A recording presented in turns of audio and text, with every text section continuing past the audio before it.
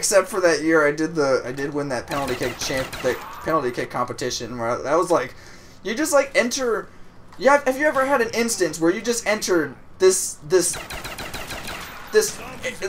I can't really describe it, but other than a zone, like it is the definition of in the zone. When they say in the zone, this is what they mean by in the zone.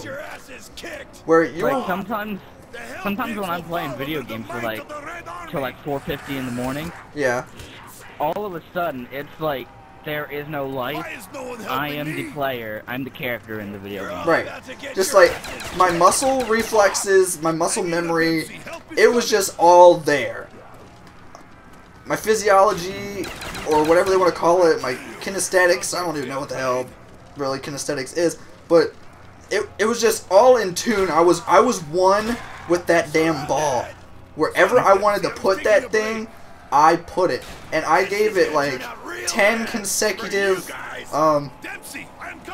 upper 90 shots, which for the competition was the goal was roped off. It had a big central area, which was 5 points. The upper 90 corners were 20 points each, and the lower 90 corners, the lower corners were both 10 points apiece. I honestly think I must have put that thing up in them upper 90s like 10 plus times in a row.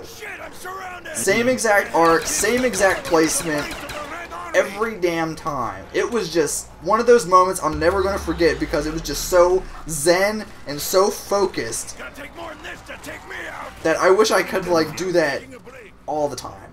I wish I could have moments like that all the time. Don't kill him. Fuck. It was pretty memorable experience in my childhood. The only things I remember from early were injuries. Injuries? Yeah.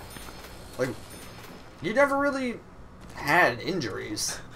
Well, I mean, there's, like, say, when I almost broke my nose.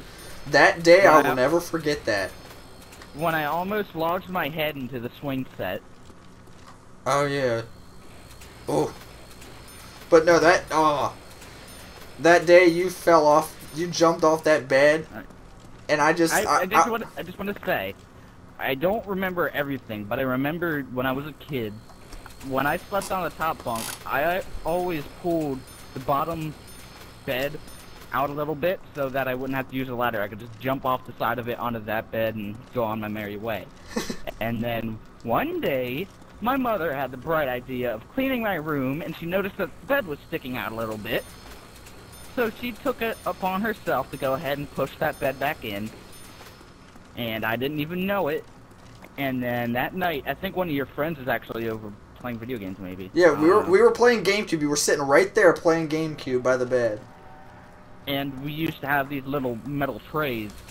I think no. That was a different incident. That was prior to this. We had the computer chair that I had. Can we kill him now? Yeah. The computer chair that I had metal legs on it. That was the thing. The computer chair had metal legs, and it was sitting out from the computer desk.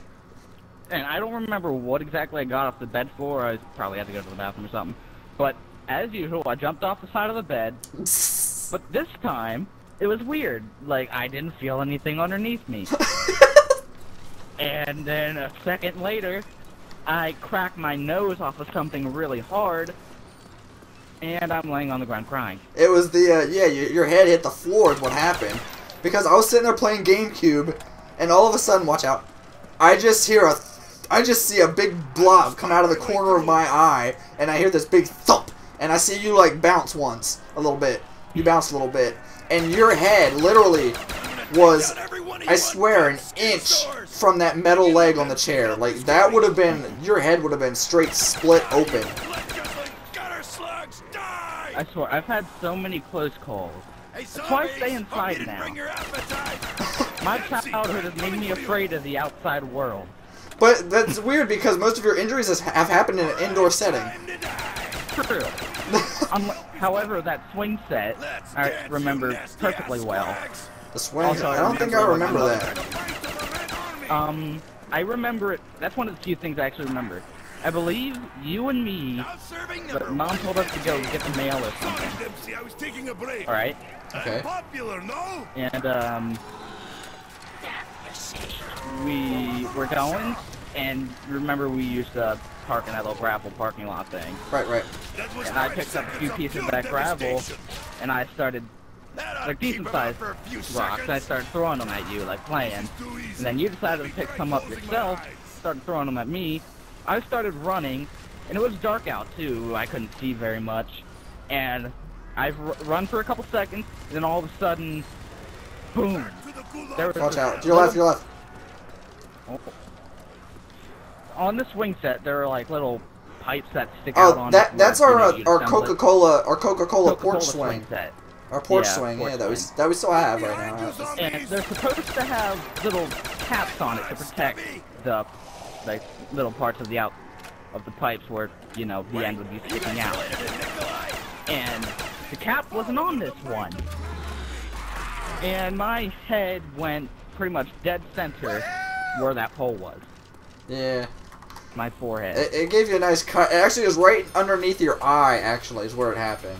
Was it? Yeah, it was right underneath. In the middle of my forehead. It was near your eye, I think. I know how to, it was like 1 inch away from my eye, I know that.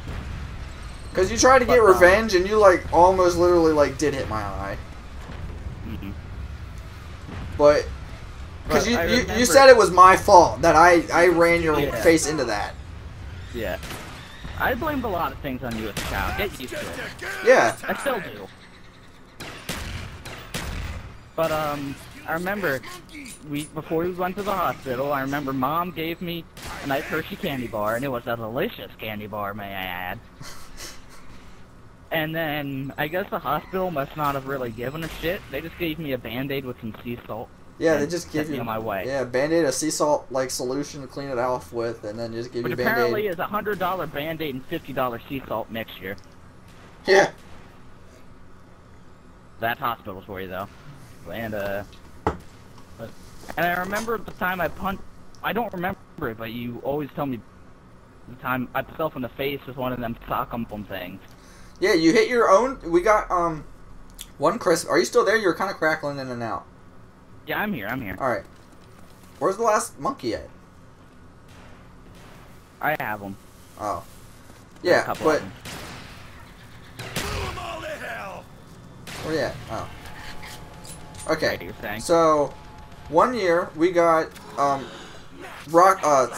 sock 'em boppers, I think they were called. An old toy. I don't know if they still make them or not. But basically what they were fun, I remember that. They were big inflatable marshmallow-looking objects that came in different colors. Like gloves. They were basically, they were child boxing gloves, but they looked like giant inflatable-looking marshmallows. Mm-hmm. And so we were playing with them. And what Genius Boy does is he goes, "Oh, I have a smart idea." And he takes his sock 'em bopper, punches himself in the face. He punches himself right in the face, and he starts to just cry tears of anguish. My mother comes in screaming, "What did you do to him?" And I said, "He hit himself."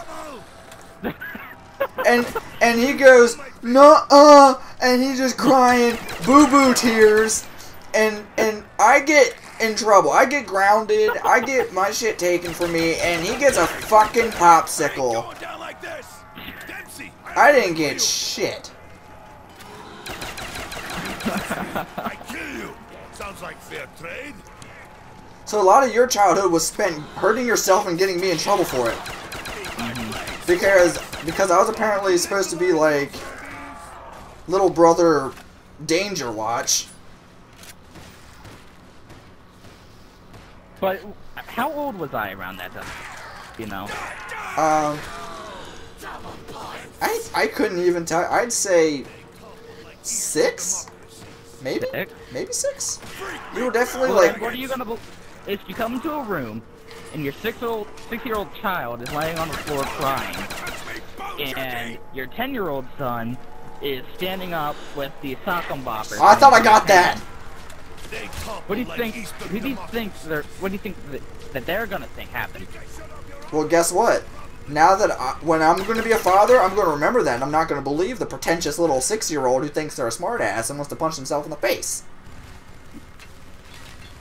Were there any others that I can think of? What was the one with the metal tray? Well, you were really big. We were both really big into wrestling, professional wrestling. And so I mean, I wasn't there to. None of us witnessed it. I just know you have a scar on your nose from it. Yeah. But what we believe happened, because when we were just sitting out in the kitchen and we were in the kitchen. Okay. And all of a sudden we heard this loud, like somebody just hit their face on metal, basically. Right. And we hear this crying, we hear you crying, and we go in to see that you indeed did hit yourself in the face with a metal tray, a metal dinner tray, like object. And from what we see, from what we deduce basically about the matter, is that you're fucked now. Yeah. No, you're not. I got you. Hold on. No, I'm not. No. Oh, come on. Well, I guess I'll have to save that story for another time.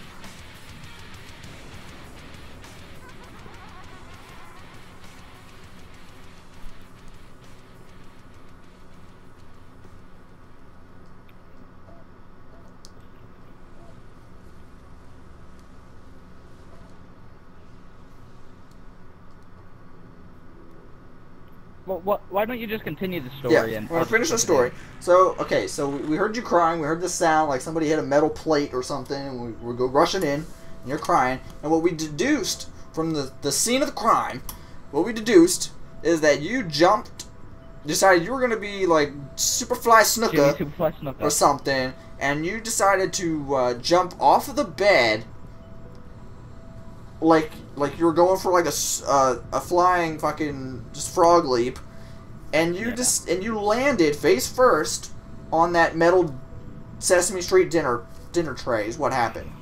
Don't know what Sesame Street could be so violent. I don't know what compelled you to do it, but you did it, and it was pretty. I thought it was funny.